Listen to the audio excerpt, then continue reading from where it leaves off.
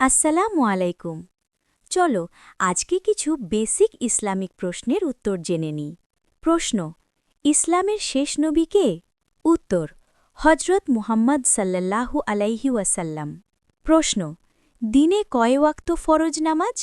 উত্তর: 5 ওয়াক্ত। প্রশ্ন: কুরআন শরীফ কোন মাসে নাজিল হওয়া শুরু হয়? উত্তর: রমজান। প্রশ্ন: মুসলমানদের কিবলা কোন দিকে? উত্তর: কাবা শরীফের দিকে। প্রশ্ন: ইসলামের প্রথম খলিফা কে ছিলেন? উত্তর: হজরত আবু বকর রাদিয়াল্লাহ। প্রশ্ন: রমজান মাসে কোন ইবাদত ফরজ? উত্তর: রোজা। প্রশ্ন: কুরআনের প্রথম সূরার নাম কি? উত্তর: সূরা আল ফাতিহা। প্রশ্ন: আল্লাহ তাআলার শেষ কিতাব কোনটি? উত্তর: আল কুরআন। প্রশ্ন: সালাম দেওয়ার অর্থ কি? উত্তর: আপনার উপর শান্তি বর্ষিত হোক। এই ভিডিও ভালো লাগলে লাইক দাও।